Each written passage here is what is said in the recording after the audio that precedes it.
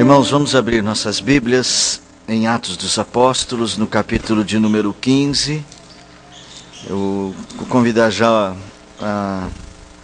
o conjunto a vir à frente, logo após a leitura, conjunto Vozes da Promessa irá louvar ao Senhor. Atos dos Apóstolos, capítulo 15. O trecho que nós vamos ler vai do versículo 36 ao 41. É o início da segunda viagem missionária de Paulo. Domingo passado nós pregamos justamente no viagem missionária de Paulo e Barnabé. E vimos aqueles homens. Agora nós vamos para a segunda viagem missionária. Só que o trecho que nós vamos uma desavença entre Paulo e Barnabé. E hoje nós vamos meditar nesse texto. Talvez ele seja importante para a gente meditar a respeito de como que o ego pode atrapalhar e qual é o lugar do ego na missão de Deus através de nós. De que jeito nós vamos cumprir a vontade de Deus e de que jeito o ego será usado para isto. Não vou adiantar muita coisa, vamos apenas ler o texto para nossa meditação. Verso 36 diz assim: Alguns dias depois, disse Paulo a Barnabé: Voltemos agora para visitar os irmãos por todas as cidades nas quais anunciamos a palavra do Senhor, para ver como passam. E Barnabé queria levar também a João chamado Marcos. Mas Paulo não achava justo levarem aquele que se afastara desde a Panfilha, não os acompanhando no trabalho. Houve entre eles tal desavença que vieram a separar-se. Então Barnabé, levando consigo a Marcos, navegou para Chipre. Mas Paulo, tendo escolhido a Silas, partiu encomendado pelos irmãos à graça do Senhor, e passou pela Síria, Cilícia, confirmando as igrejas. Deus nos ajude no meditar na sua palavra. Irmãos, vamos pensar numa ilustração sobre o tema que nós vamos falar esta noite. Imagine você uma grande orquestra com muitos instrumentos, os mais variados. Instrumentos de percussão, de cordas, instrumentos de sopro. Havia naquele conjunto com muitos instrumentos um pequeno flautim, uma flauta, cuja sonoridade é bem aguda. O instrumentista tinha estudado mais de 10 anos para se formar. Espera aí, será que sou eu que estou fazendo barulho? Vamos ver. Pronto, espero que melhore. Não, o número... Tem um sonzinho aí, não tem? É aqui? Espera aí, vou mudar de microfone, vamos ver se dá certo. Senão eu vou ficar com som de caixa.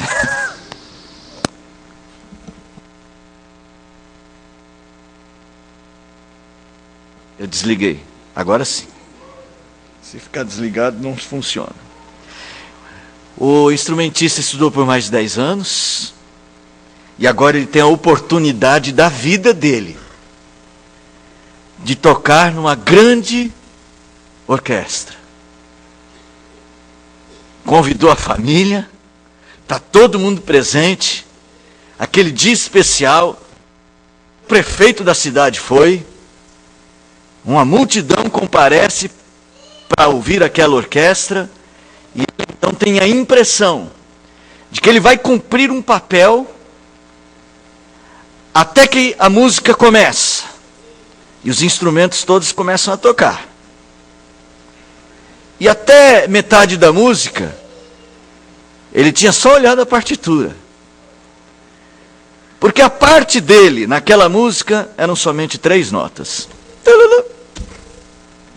Desculpa, eu estou inventando uma maneira de você pensar sobre isso. Que às vezes nós somos protagonistas E a maior parte das vezes, nós somos coadjuvantes. Que o importante de se olhar a vida não é pelo quanto nós fazemos para sermos notados, mas o quanto a nossa participação no que fazemos combina com toda a obra de Deus.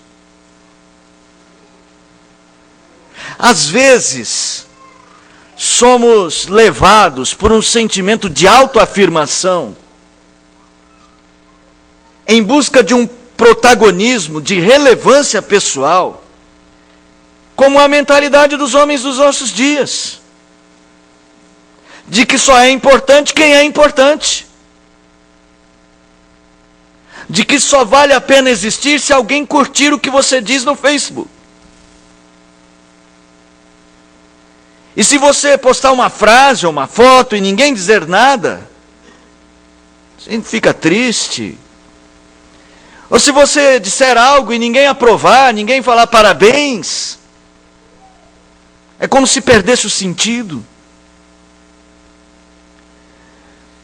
Irmãos, nós precisamos tomar muito cuidado com o fato de que tem sido semeada em nossa sociedade um estilo de vida de busca pelo protagonismo.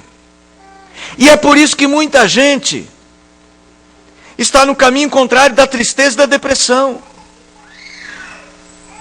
Porque na busca de protagonismo não conseguem alcançá-lo. Temos que tomar muito cuidado com isso. Existe um lado positivo desse desejo de ser notado. Não é tudo negativo. Existe um lado positivo desse desejo desse desejo de ser relevante. Existe algo positivo. Sair do anonimato é como enfrentar o desafio, se expor. É um investimento, sim, no desenvolvimento da nossa personalidade. Eu não estou dizendo que o bom é ficar escondido para sempre. O problema não está exatamente em algum tipo de protagonismo. O problema está em nós não entendermos que viemos a este mundo não para buscar o protagonismo próprio ou completar a própria missão. Viemos a este mundo para participar de uma grande obra, cujo protagonista único é Cristo, e cuja vontade a ser cumprida é a de Deus. É a missão de Deus que importa. Eu não sei o quanto você consegue conjugar essas duas coisas. Nós precisamos olhar para a vida não como a nossa vida, mas como a vida que Deus nos deu para a glória dele. Irmãos, nós precisamos tomar muito cuidado, porque é muito fácil a gente trocar a missão de Deus pela nossa missão nessa vida, e buscar a nossa satisfação em lugar da de Deus. E não é difícil você e eu fazermos isto e sermos tomados por este espírito que nos afasta do Senhor. Foi Freud quem trouxe a este mundo uma maneira diferente de ver o ego.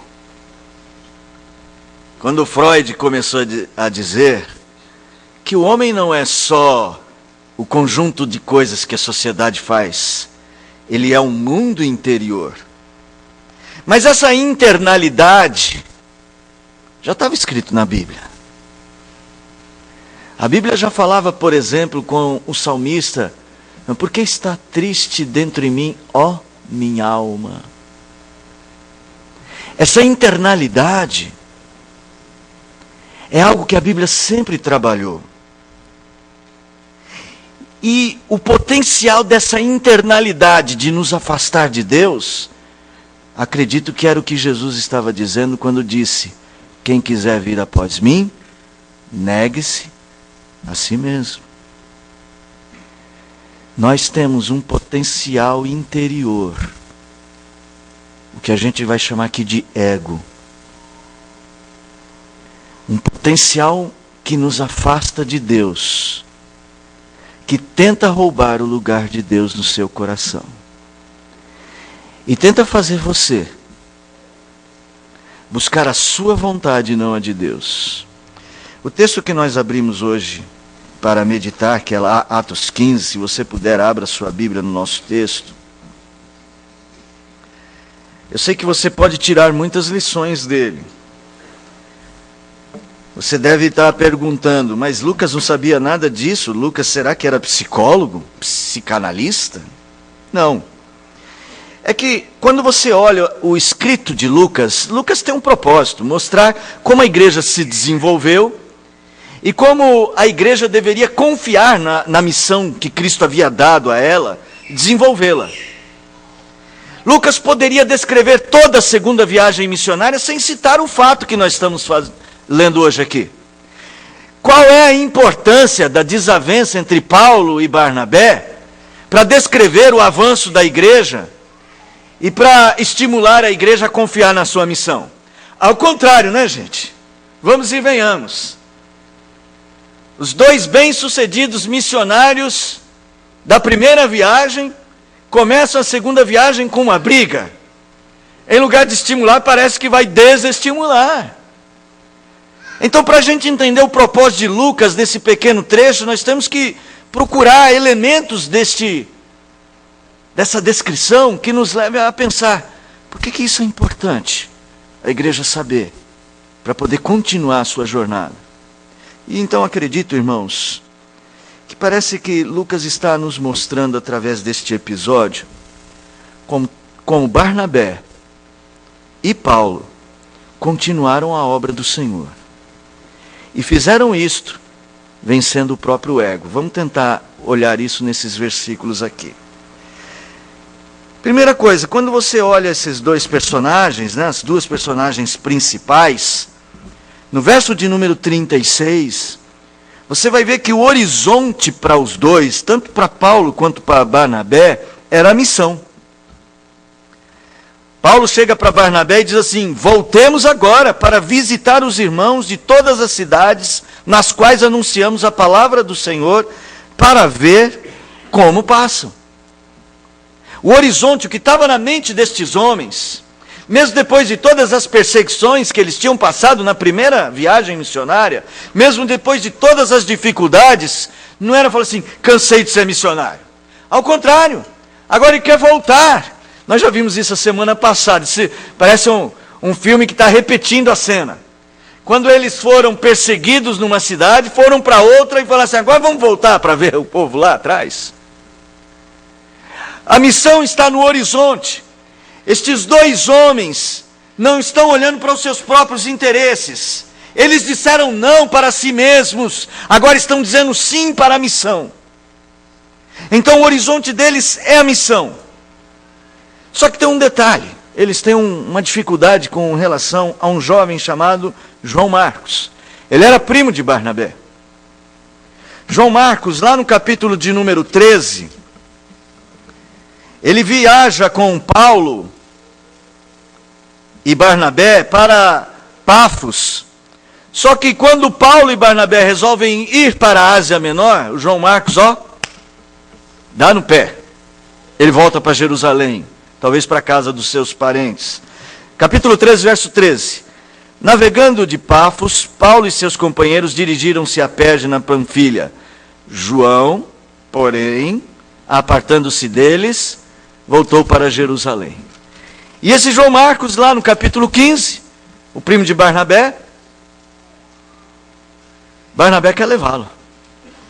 Só que o verso 38 diz, mas Paulo não achava justo levarem aquele que se afastara desde a Panfilha, não os acompanhando no trabalho.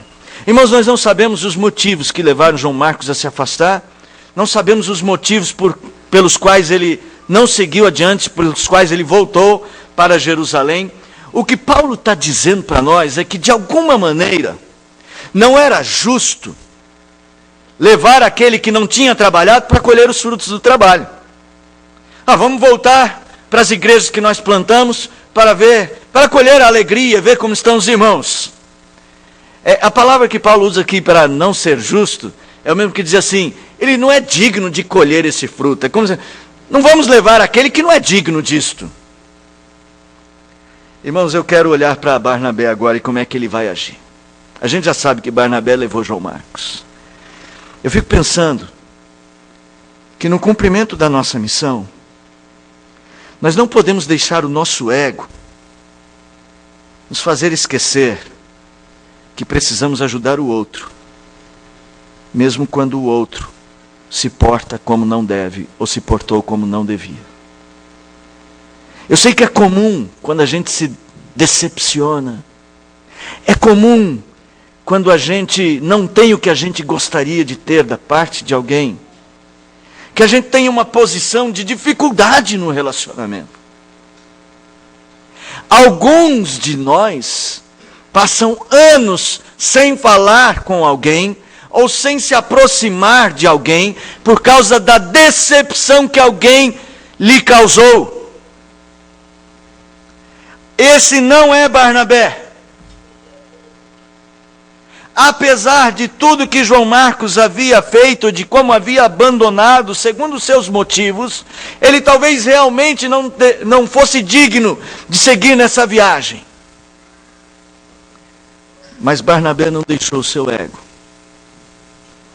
impedir de ajudá-lo. Esse é o ponto. Nós precisamos, irmãos, ter em mente que a missão de Deus... Obrigado, Valmir. Que a missão de Deus é o nosso alvo e não a nossa.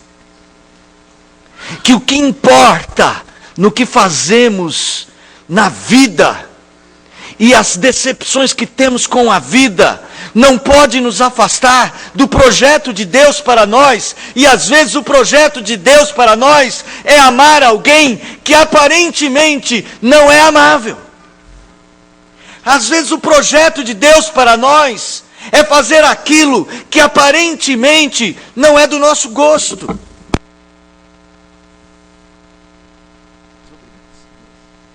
Pode continuar usando esse? Esse mesmo. Nós precisamos de mais maturidade. Está desligado? Ligou? Não ligou? Vou falar alto para vocês ouvirem, tudo bem? Aí eles ligam já já. E agora? E aí?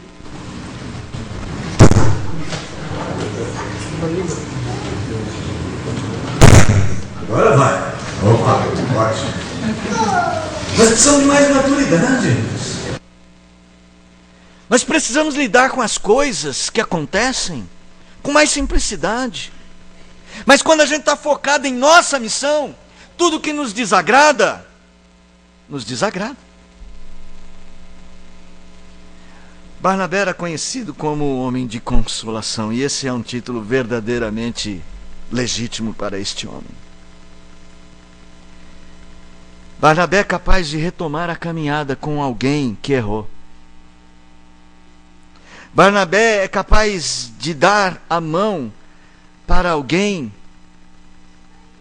que a vida havia abandonado o barco.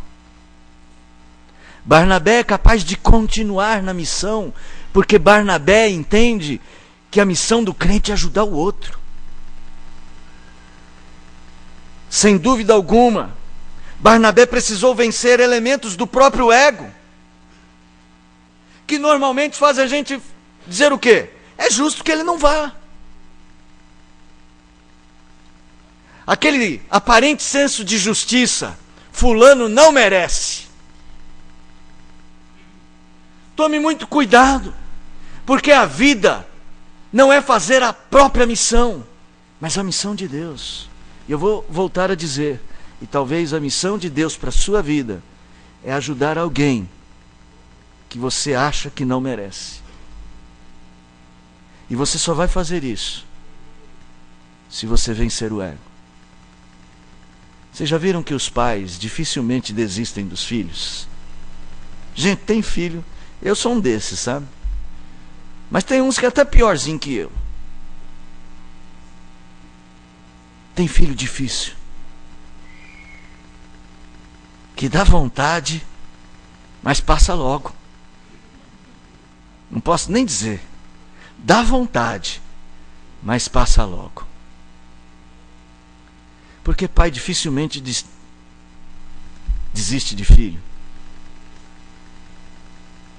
Há uns dias atrás, eu ouvi um pai bravo com seu filho. Ele está presente aqui, mas não vou falar o nome. Ele estava bem bravo com o seu filho, porque o seu filho se tornou até indigno pelo que havia feito. Se levantou contra o pai. E quando o filho estava passando mal, eu vi esse pai falando: pastor, ajuda o meu filho, eu amo meu filho. Mas para agir assim, nós temos que dizer não para o próprio ego. Nós pais dizemos muitas vezes não para nós mesmos. Porque a gente é capaz de voltar a dizer eu te amo para um filho que maltrata-nos, que nos maltrata. Sabe, Barnabé era um tipo de homem assim. Ele não deixava o ego fazê-lo esquecer que a sua missão de ajudar o outro, mesmo quando o outro se portou de um modo como não devia, era o que agradava a Deus. Irmãos, nós precisamos avaliar isso e precisamos pensar: esse nosso falso senso de justiça, ele não merece, pode ser um grave pecado que estamos guardando no nosso coração. Só quando aprendermos que a nossa missão é a missão de Deus, é que nós vamos começar a agir assim. Mas vamos adiante, irmãos, ainda com o exemplo de Barnabé. Eu acredito que nesses versículos Barnabé é um exemplo melhor. Mas Paulo também vai nos dar o seu, tá? Barnabé, verso de número 39, diz que houve entre Paulo e Barnabé tal desavença, e quando Lucas diz tal desavença, ele poderia dizer assim: é uma briga feia. Não as vias de fato, eu acredito. Mas deve ter sido uma discussão. Eu imagino Paulo e Barnabé. Eu acho que Barnabé parecia ser mais calmo. E Paulo devia ser aquele tipo assim: Barnabé, você está maluco? Ele não merece. E talvez Barnabé: calma, Paulo. Eu não sei como foi. Mas entre ambos, eles tiveram desavença. E essa desavença os fez separarem-se. Irmãos, eu fico pensando que Barnabé era um protagonista. Não sei, vocês sabem disso, né? Volta comigo um pouquinho antes aí, em Atos capítulo de número 9. Paulo foi muito importante, mas Paulo não seria tão importante, do ponto de vista da história descrita, se não fosse o irmão Barnabé. Porque quando Paulo se converteu, Paulo era um perseguidor da igreja, e o pessoal queria Paulo longe. Como diz hoje em dia, não queria ver Paulo nem pintado de ouro. Bom, no capítulo 9, no verso de número 26, tendo chegado a Jerusalém, procurou juntar-se com os discípulos. Paulo vai procurar os amigos da igreja. Todos, porém, o temiam. Talvez ele tenha entrado na igreja e alguém disse assim: olha quem está vindo ali, vamos mudar de banco. Não chama ele para o programa de sábado, tá? Não põe o nome dele na mocidade. Ninguém vota no Paulo para presbítero. Irmãos, quando Paulo chegou ali, todos temiam Paulo. E não era sem motivo, né, gente? Vamos e venhamos. Todos o temiam, não acreditando que ele fosse um discípulo. Alguns deviam ter feito algum tipo de comentário: mas é um hipócrita mesmo. Outros devem ter falado assim: como diria minha avó, por fora bela viola, por dentro pão bolorento. Deve ser um lobo em pele de ovelha. Mas tinha um homem lá diferente. Mas Barnabé, tomando-o consigo. Já pensou que risco?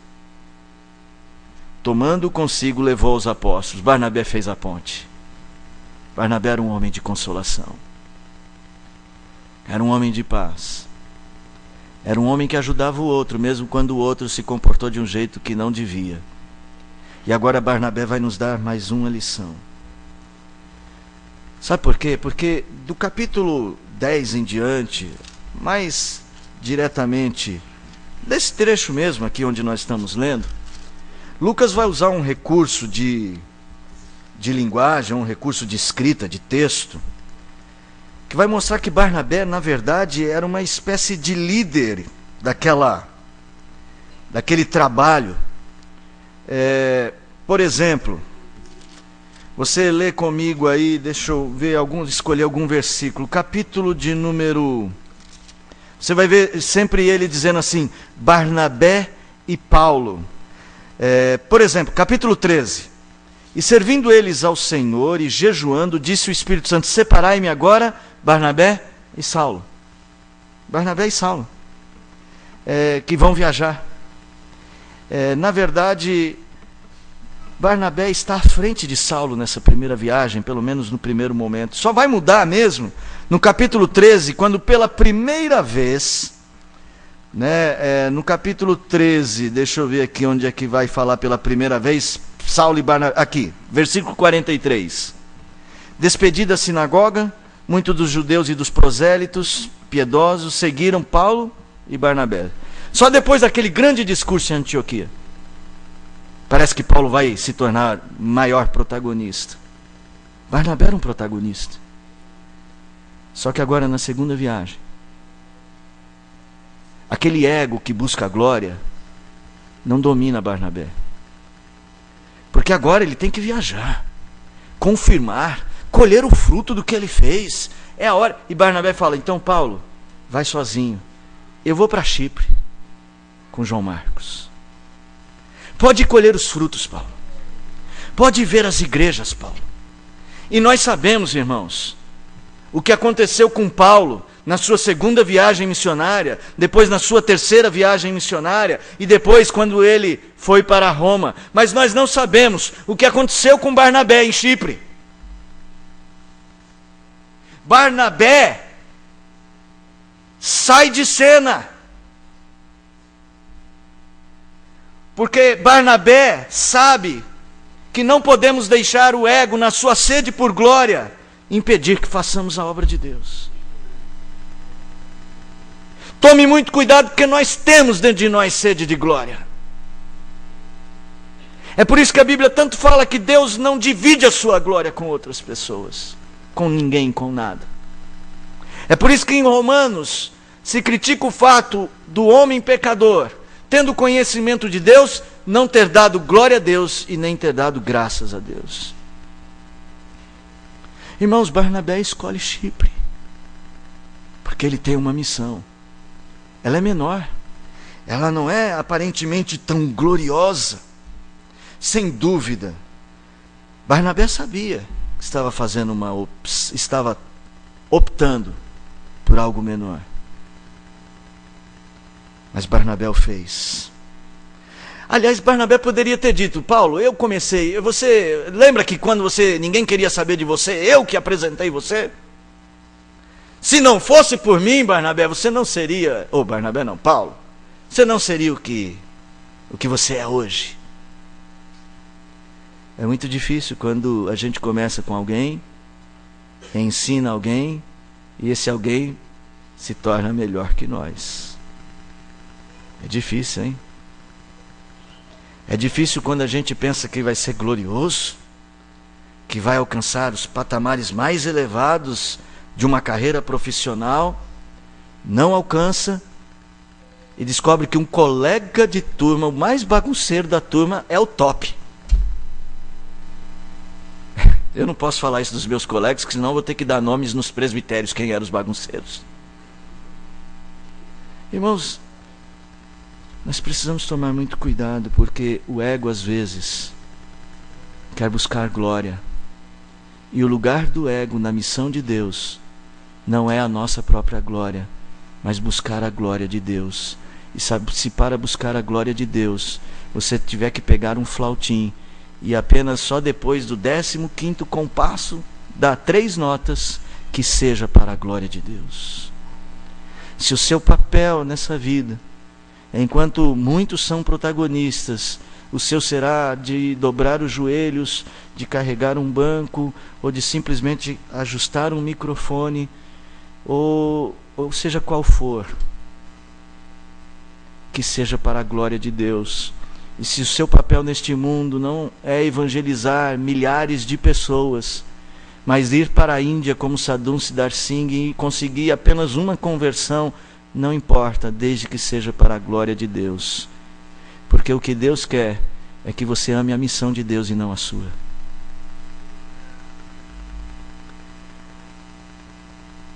No lugar de Barnabé, muitos escolheriam: já que eu não posso ir nessa, eu não vou fazer nada. Se não é do meu jeito, não é de jeito nenhum. Que tristeza, hein? Que tristeza. Que tristeza você não ter coração para ouvir a palavra de Deus. O que é que está acontecendo com você? Está frustrado? É porque você está trocando a glória de Deus pela sua? Nós só precisamos encarar isso com seriedade. Nós só precisamos de verdade avaliar isso em nosso próprio coração.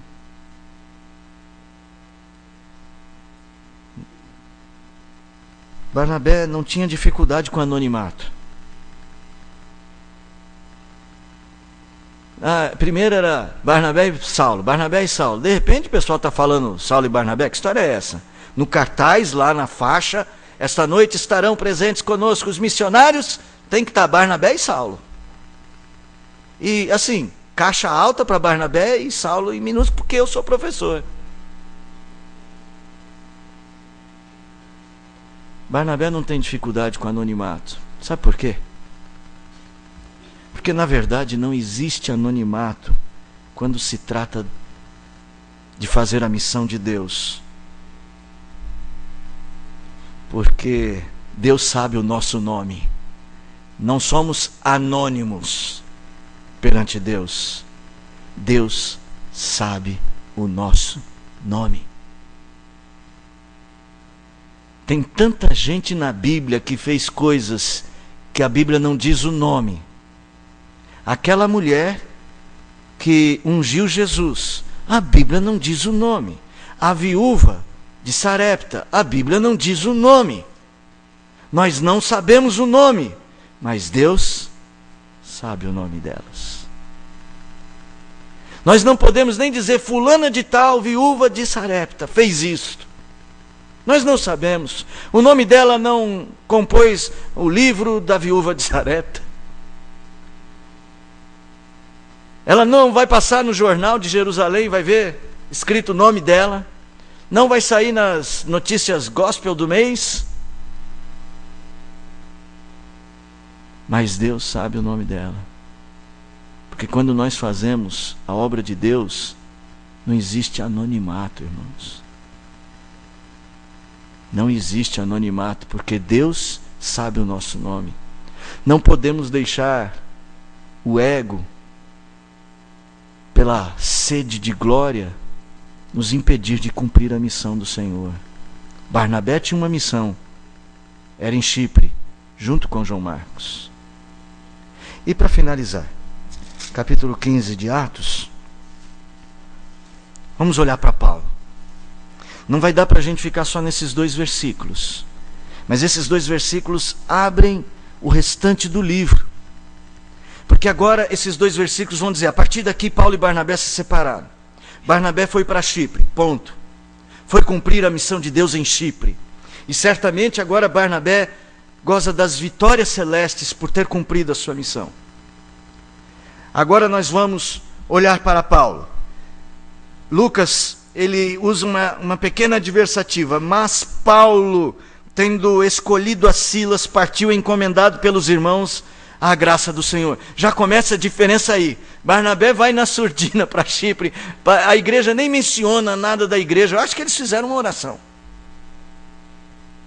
Mas para Paulo, Lucas vai dizer: a igreja se sentiu representada nesta missão. E é o que vai acontecer. Paulo vai ser o homem que vai voltar às igrejas da Cilícia, vai encorajar os irmãos, colher os frutos, e quando ele quer ir um pouco além na Ásia, ele, num sonho, durante a noite, numa visão, Deus o chama para ir além. Ele vai para a Europa, gente. Ele vai cruzar um continente. Ele se tornará talvez o maior de todos os evangelistas de todos os tempos, a julgar pelos recursos que teve. E pelo que teve de enfrentar para fazer esta obra. Irmãos, o apóstolo Paulo se tornará um grande protagonista. E quando a gente cresce muito, há uma chance muito grande da gente se esquecer dos nossos amigos pobres. Se algum de vocês ficar muito rico, lembra desse sermão, tá?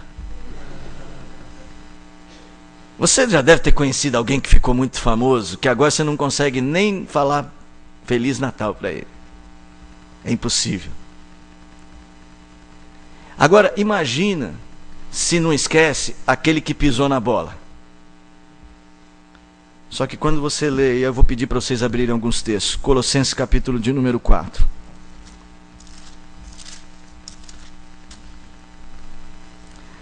No versículo de número 10.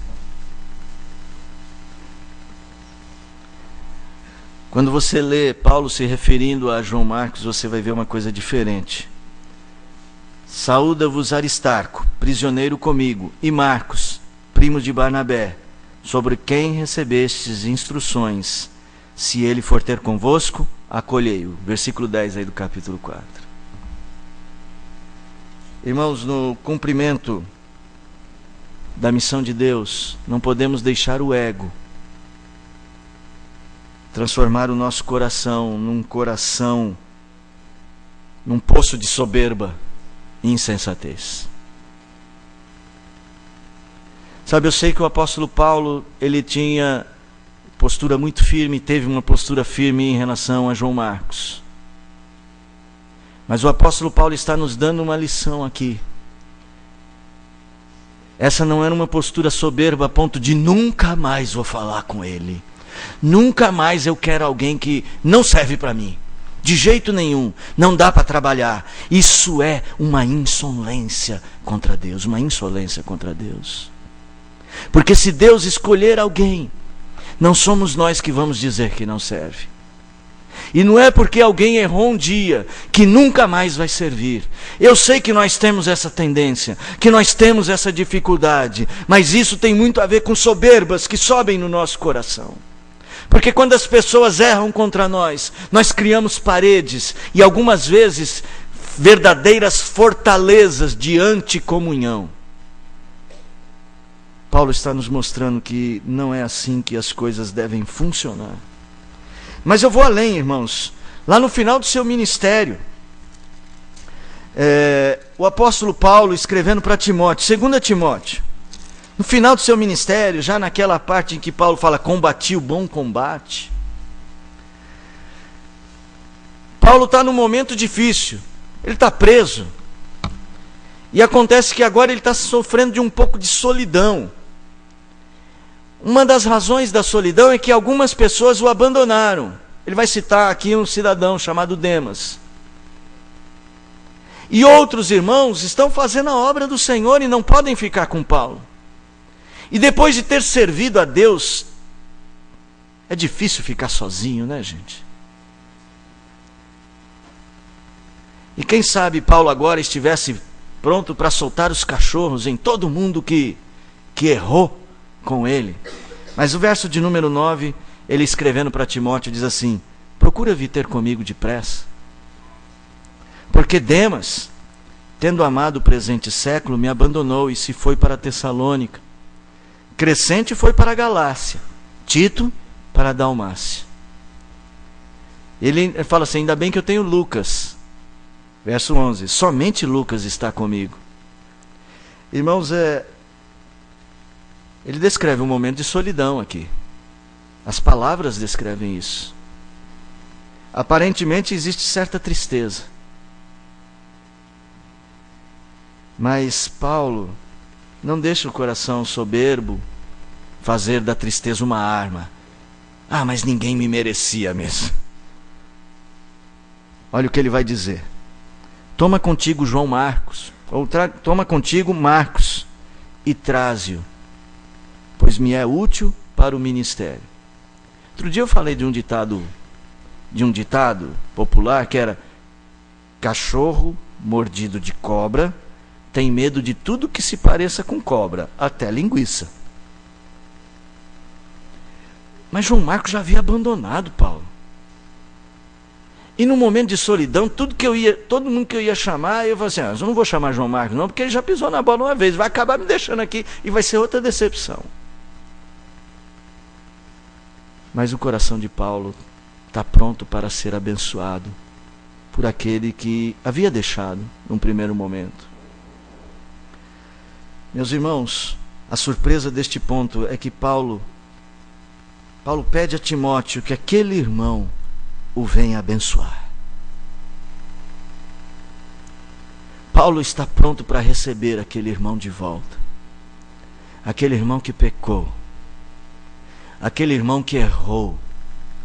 Aquele irmão que não seguiu adiante. Aquele irmão que o próprio Paulo, num determinado momento, diz: ele não é digno de colher esses frutos. Paulo é humilde. Paulo está pronto para receber este jovem. Paulo é um companheiro, vai ser um companheiro de Paulo no momento de solidão. O lugar do nosso ego na missão de Deus não é fazer o nosso coração ser soberbo ou julgador eterno dos nossos irmãos. O nosso ego tem que ser humilde e aceitar a bênção de Deus, não importa por intermédio de quem ela vem. Isso é mais do que perdoar.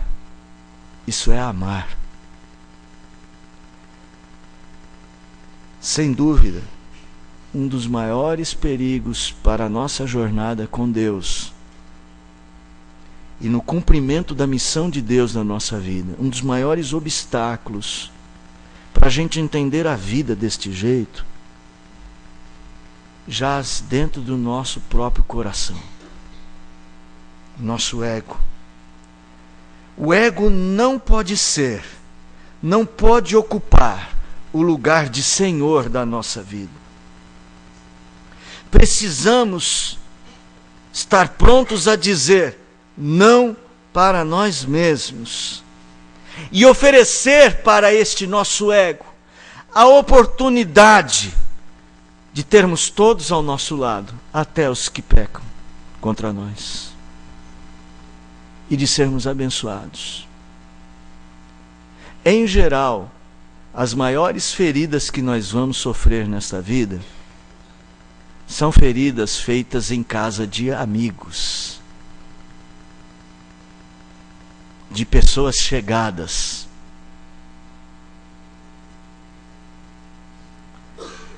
Às vezes do próprio sangue, muitas vezes da própria igreja.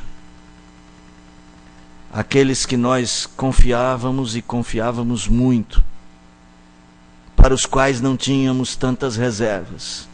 Talvez as maiores feridas virão daí. Mas sabe o que a Bíblia fala sobre Jesus? O profeta Zacarias diz que alguém pergunta ao pastor: que são essas feridas? E ele responde: são as feridas que fui ferido na casa dos meus amigos. Está falando de nós. E Jesus nos recebe. Porque Jesus, da mesma maneira como nos ensina a palavra, põe o eu abaixo da missão de Deus. E é por causa do desprendimento dele que nós estamos aqui, sãos e salvos. Não existe tarefa mais difícil que dominar o próprio coração. Não é fácil. Mas hoje você já sabe o seu dever. Você até pode sair daqui do culto e fazer de conta que não ouviu, e deixar o ego falar mais alto. Mas você pode fazer diferente. Você pode sair com uma missão no coração, e é a de Deus. Você pode sair com o desejo de não procurar mais protagonismo e viver do jeito que Deus quiser que você viva. Você pode fazer como Barnabé. Você pode tomar a decisão de Barnabé, como, por exemplo, você pode tomar a decisão de ajudar o outro mesmo que ele não tenha feito, ou que ele tenha feito algo que não devia ter feito. Ou você pode, para cumprir a missão de Deus, olhar com carinho a missão, até a menor missão. E você pode decidir receber alguém com quem você teve dificuldades para ser abençoado. Mas para isso, lute. Porque você pode sair daqui pensando tudo diferente disto. E se você pensa diferente da palavra, pensa diferente de Deus. E esta é uma noite para a gente pensar do jeito de Deus. Eu queria ler uma oração com os irmãos. Essa aqui. Que a minha vida possa ser um reflexo da tua vida em mim. E como Jesus, eu aprenda a viver humildemente na tua presença. Feche os seus olhos e vamos orar. Após essa oração, nós vamos cantar o hino Obediência. E você vai perceber que este hino talvez seja uma continuidade da sua oração. Existe uma missão de Deus para a sua igreja, uma missão de Deus para você. Ela só pode ser cumprida quando nós estamos com o ego no lugar certo. Vamos orar. Nosso Deus, só podemos dizer a Ti que nos envergonhamos, porque muitas vezes o que fizemos nada tinha a ver com a Tua missão. Estávamos dedicados a procurar a nossa própria glória. Nos tornamos soberbos e muitas vezes até indiferente a Ti. Reagimos, Senhor, como crianças que perdem um brinquedo e mantemos o coração fechado. Nos envergonhamos da nossa infantilidade espiritual, Senhor. E nós te pedimos que o Teu Santo Espírito produza em nós uma mudança, que nos faça vivos para Ti. Ajuda-nos a nos contentar com tudo que o Senhor nos dá. Quer sejam 5 talentos, quer 2, quer apenas 1.